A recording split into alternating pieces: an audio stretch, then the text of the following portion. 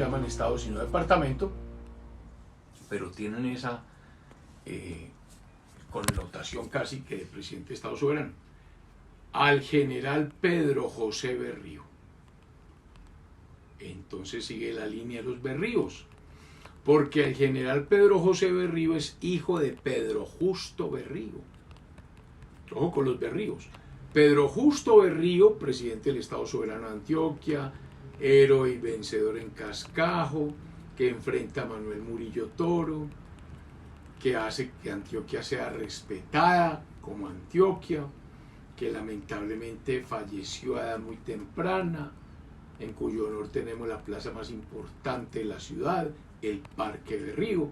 Pues tiene un hijo que se llama Pedro José Berrío, general. Aquí todo el mundo es general porque es que acaba de pasar la guerra de los 1000 días y allá participó todo el mundo. Pues Pedro José Berrío tiene otro hijo, Eduardo Berrío González. Lo recuerdo muy bien porque hay un aula de la Facultad de Derecho de la Universidad Pontificia Bolivariana, el aula Eduardo Berrío González, que si no estoy mal fue decano de la Facultad de Derecho, el doctor Eduardo Berrío González. Y fue muy importante, hijo de Pedro José. ¿Por qué es importante Pedro José Berrío, hijo de Eduardo? Porque 3 veces fue gobernador de Antioquia. 3 veces. Imagínense pues la connotación de este señor, siendo esta la primera ocasión, cuando lo nombra Carlos E. Restrepo. Estuvo todo el año de 1911 hasta 1912 en su primera gobernación. Como su padre nació en Santa Rosa de Osos, fue la tierra de Pedro Justo, allá murió, allá nació, y este nace en Santa Rosa de Osos en 1864. Ya en firme la Constitución de Río Negro de 1863, en la que su padre se enfrentó. O sea que este era un niño de brazos cuando Pedro Justo estaba ya en armas contra don Pascual Bravo, gobernador de Antioquia, batalla de El Cascajo.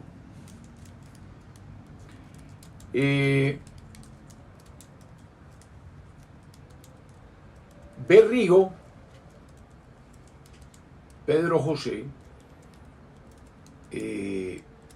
fue nombrado alcalde de Puerto Antioquia sobre el río Grande de la Magdalena, antes de ser gobernador. Ese Puerto Antioquia es el que llamamos hoy Puerto Berrío. Puerto Berrío. Estuvo pues muy metido en la guerra de los 1000 días, estuvo con las fuerzas del general Rafael Reyes, estuvo en la batalla de Enciso. Fue tan decisiva su participación en la batalla de Enciso, allá en el departamento de Santander, que fue ascendido al grado de general. Allá dirigió Pedro José Berrío el batallón Antioquia. Posteriormente fue representante al Congreso de la República durante la administración de Reyes. A pesar de la empatía que tuvo por la guerra de los 1000 días y por su participación en el mismo bando, hizo parte del movimiento republicano, entonces se separa de Reyes y enfrentó la dictadura de Reyes. Y obviamente cuando vuelve el régimen legal, que presidió primero por un año Ramón González Valencia, fue jefe del batallón Girardot. Miren lo antiguo del famoso batallón Girardot en la ciudad de Medellín. Pedro José fue el jefe del batallón Girardot. Fíjense que esto es antes de la famosa 4ª Brigada de la que tanto hablamos. Batallón Girardot. Y del batallón Girardot pasó a ser gobernador de Antioquia.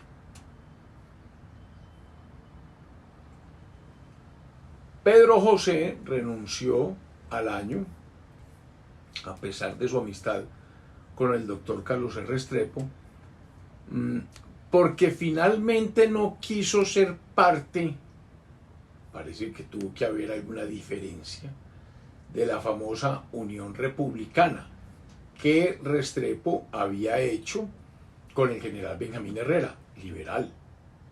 Entonces él definitivamente quiere ser más un conservador. Entonces, ¿a quién nombra Carlos R. Restrepo en la gobernación de Antioquia?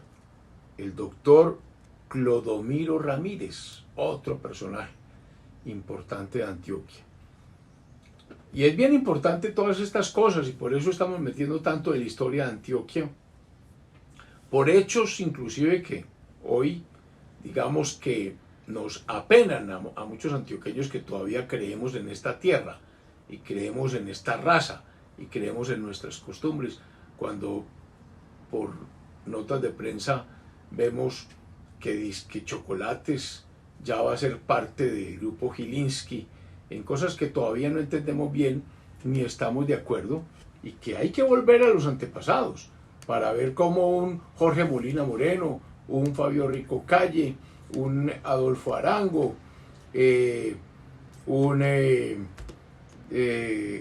personas de este talante crearon el sindicato antioqueño y se enrocaron, no para no permitir que alguien viniera a invertir en Antioquia, sino para que destrozaran y se llevaran las empresas de Antioquia, porque eso es lo que pasa cuando vienen otros tipos de capitales, pero eso será otro tema. Pero por eso es importante que las personas conozcan estos nombres: Carlos R. Restrepo, Pedro José Berrío, el doctor Clodomiro Ramírez.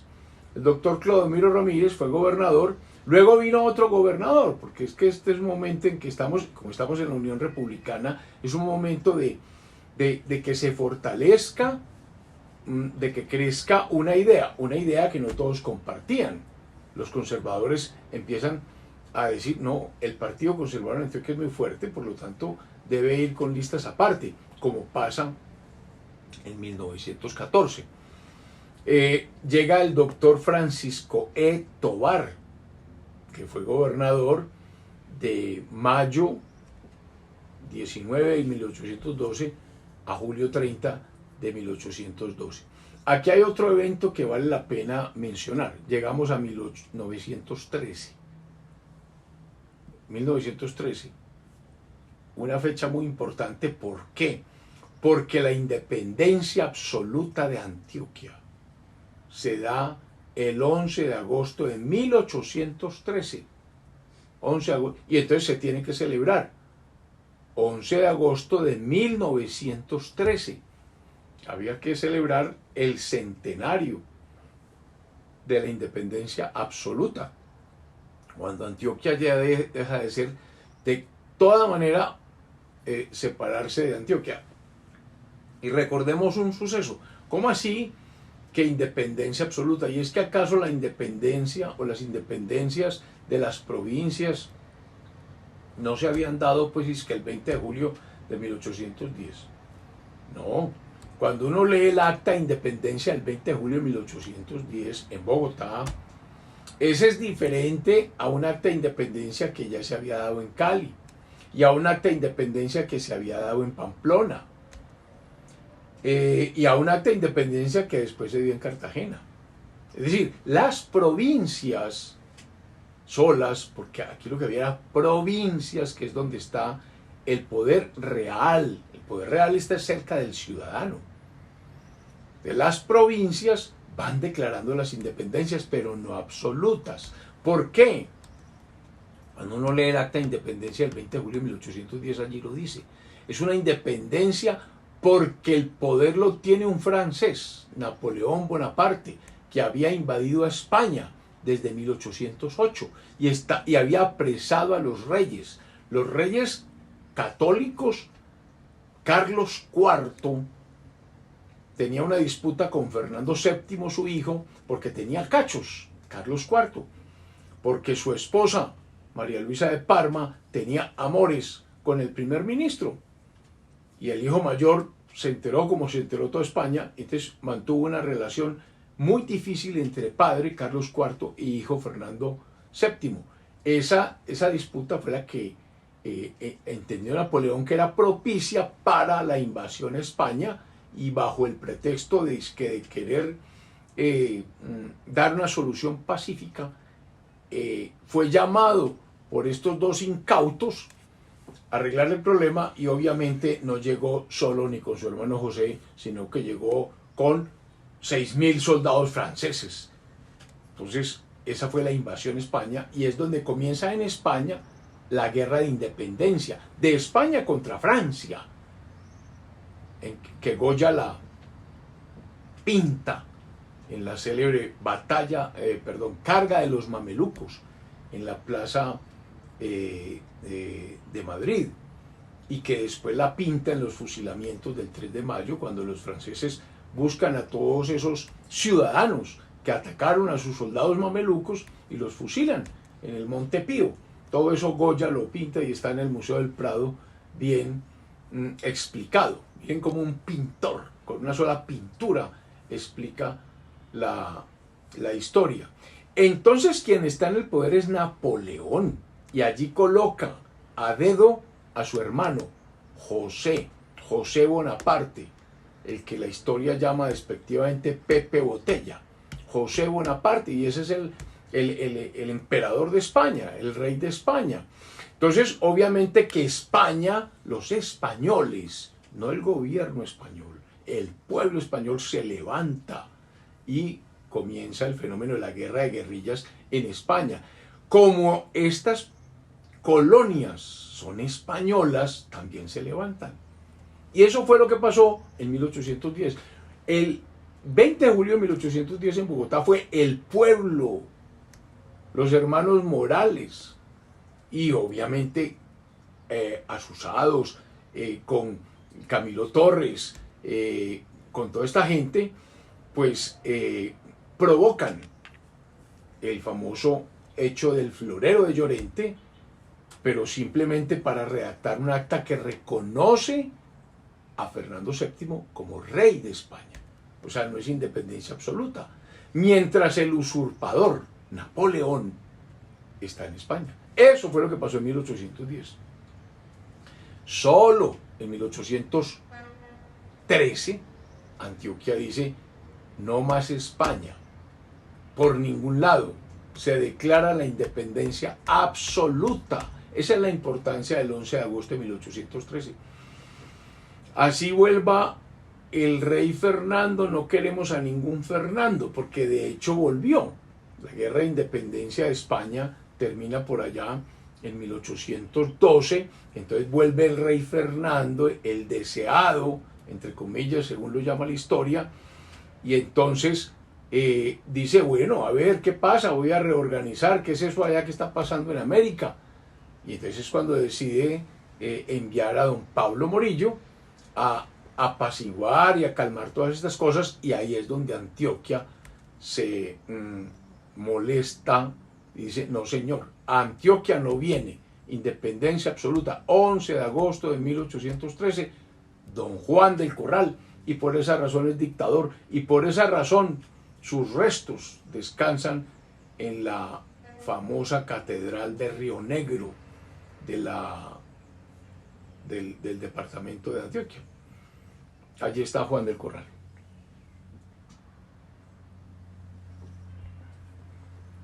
Bueno, entonces, este es el verdadero centenario. 11 de agosto de 1813, el gobernador es Francisco Tovar. Desde el 9 de mayo ya se había formado una junta, o sea, en la gobernación de Clodomiro Ramírez, una junta para organizar ese centenario que se debía celebrar el 11 de agosto de 1913. Esa junta estuvo formada por el gobernador que la instala, Clodomiro Ramírez, como presidente, por don Juan Pablo del Corral, descendiente de don Juan del Corral, quien lamentablemente tiene que ausentarse, y es reemplazado por un cirujano muy reconocido en Antioquia, el doctor Gil J. Gil. También estuvo en esa junta don Ricardo Greinfenstein, que veamos los apellidos extranjeros que están desde hace años en Antioquia por el tema de la minería. Como eran tan buenos mineros los ingleses, los escoceses, los alemanes, esos apellidos llegaron acá por el tema de la minería. Los Greifenstein están desde 1913, están con mucha claridad acá. Don Ricardo Botero, don Alberto Ángel, esa fue la junta que iba a organizar esas conmemoración. Destinaron 10.000 pesos, que eran parte del auxilio nacional para esa conmemoración. Destinaron otros 2.000 pesos con que contribuyó el ayuntamiento, el municipio de Medellín. ¿Para qué? Mire lo que hizo el municipio de Medellín, el ayuntamiento, para comprar una faja de terreno de 24 cuadras, muy grande, 24 cuadras. Cada cuadra tiene 6.400 metros cuadrados. 24 cuadras situadas al norte de la ciudad, al norte, destinadas a cumplir un deseo. ¿Cuál? Tener un parque, un gran parque en la ciudad de Medellín. Entonces sí se pueden tener parques, pero parques grandes. Mire que nos están dando ejemplo. Hace 100 años compraron el famoso parque que hoy llamamos el Jardín Botánico, que se llamó en su momento el Parque de la Independencia porque estábamos celebrando los 100 años de la independencia absoluta de Antioquia. Entonces lo compró el municipio y hubo una bellísima intervención del doctor Clodomiro Ramírez el 11 de agosto de 1813 como gobernación de Antioquia. Viene otra gobernación, ya finalizando 1913, otro hombre importante de Antioquia, otro apellido extranjero, Koch, el doctor Carlos Koch. Ya hablamos de los Greifenstein, ya están los Koch, estamos en 1913. Entonces, el 30 de octubre de 1913, inaugurado el Jardín Botánico o Bosque de la Independencia, deja la gobernación Clodomiro Ramírez y ese mismo día toma posesión el doctor Carlos Koch, quien fue gobernador hasta el 13 de agosto de 1914. O sea, lo que faltaba por terminar el periodo republicano que dirigió Carlos R. Restrepo. Carlos Koch nació en Medellín. Observen entonces desde hace cuánto tiempo estaban estos apellidos extranjeros. Él nace en Medellín en 1871. Es decir, hace rato por el tema de la minería estaba su papá aquí en la ciudad de Medellín, porque Antioquia es una región minera por excelencia y no puede renunciar jamás a esa vocación. Cuando uno ve el mapa de Antioquia, hay dos cordilleras en Antioquia, la occidental, que nos limita prácticamente con el Chocó, y la central, y entre ambas cordilleras está nuestro gran río, el río Cauca, y por otro lado está la cordillera central con la cordillera oriental. Koch nació en Medellín en 1871. Carlos Koch estuvo en las guerras civiles. En 1885, en la guerra que el Partido Liberal le declaró a Rafael Núñez y que dio lugar a la Constitución de 1886, estuvo con el general Marceliano Vélez. Después de la guerra, el doctor Carlos Koch volvió a la universidad. La universidad fundó la Escuela de Minas, la famosa Escuela de Minas, y entra en esa Escuela de Minas don Carlos Koch como estudiante.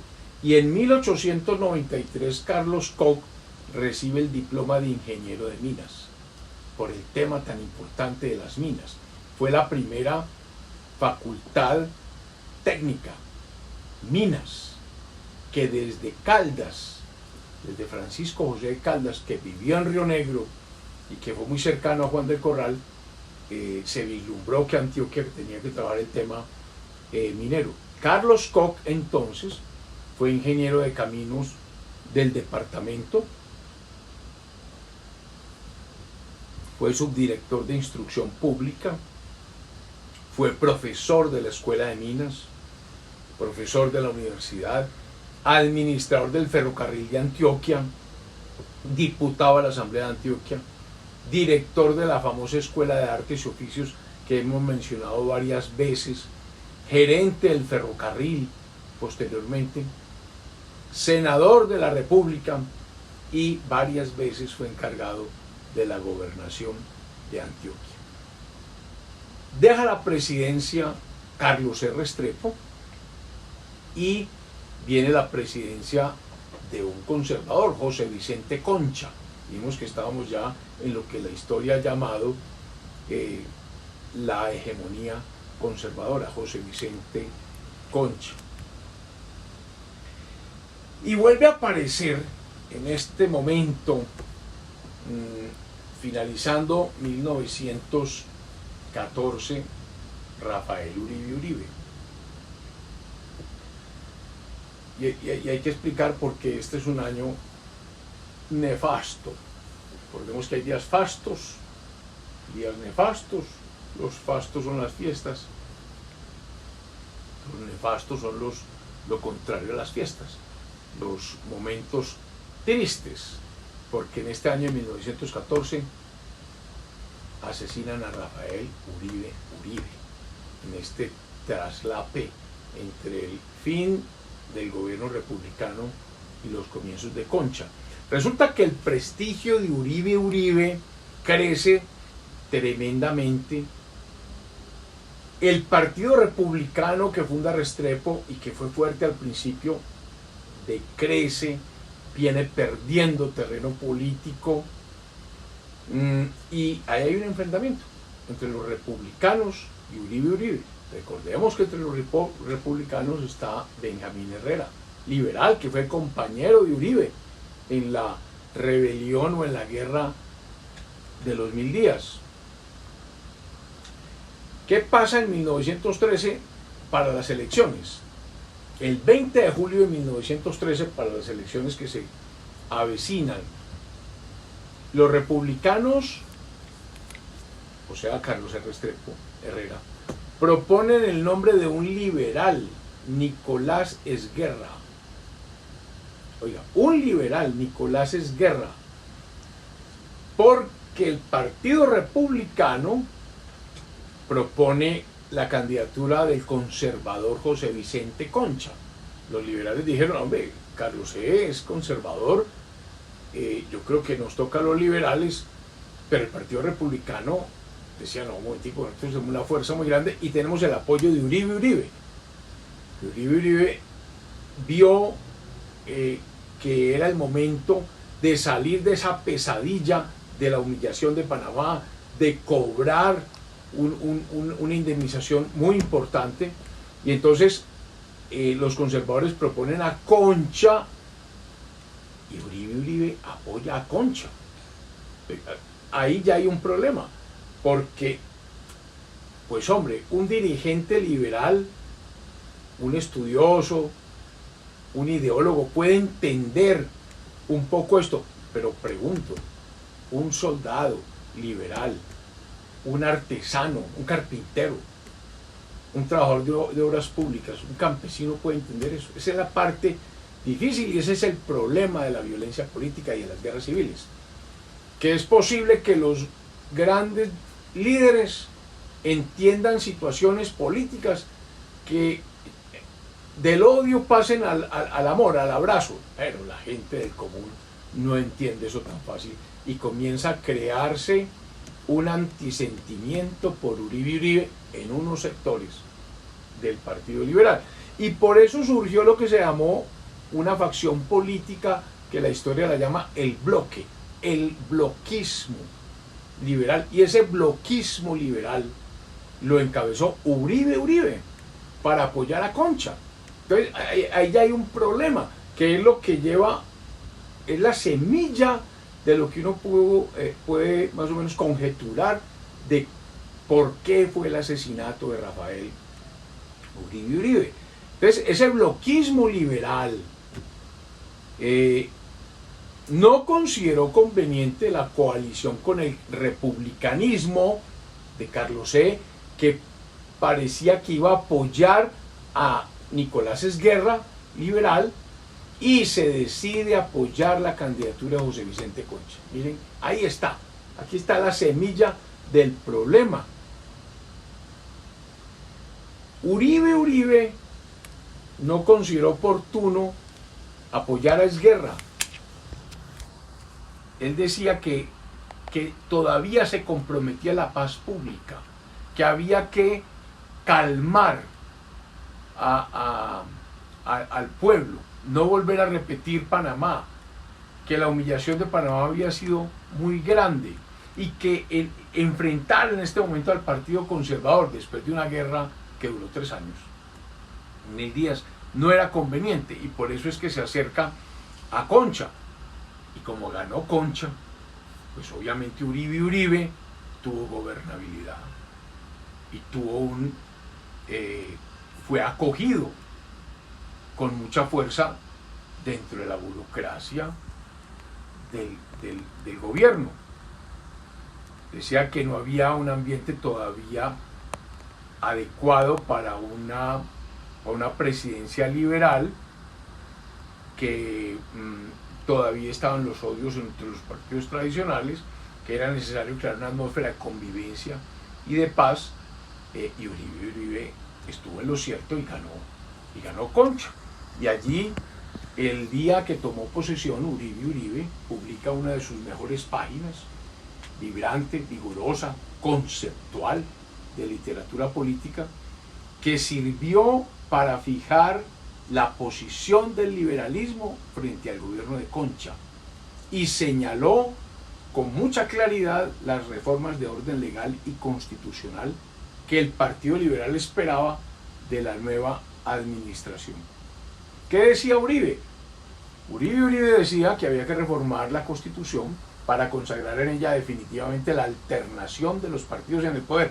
Miren esto tan importante para dejar acá.